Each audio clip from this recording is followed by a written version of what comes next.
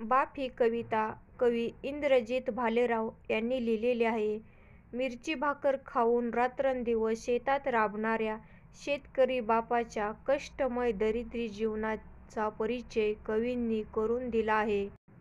आयते मिळालेल्या अन्नाला स्वतः कष्ट करून मिळवलेल्या अन्नाच्या चवीची सर येणार नाही. सुरुवात करूया बाप या कवितेला. शेतामधी माझी खोप, तिला बोरटीची झाप, तिथं राबतो कष्ट तो माझा शेतकरी बाप.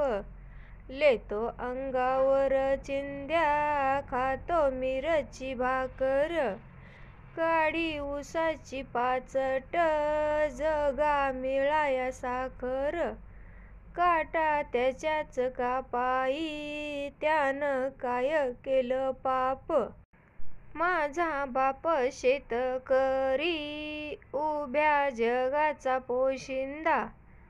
त्याच्या भाळी लिहलेला रात्रंदिस कामधंदा. कष्ट सारे त्याच्या हाती, दुसऱ्याच्या हाती माप.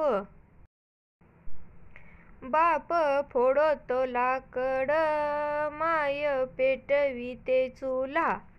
पिठा मागल्या घामाची, काय चव सांगू तुला.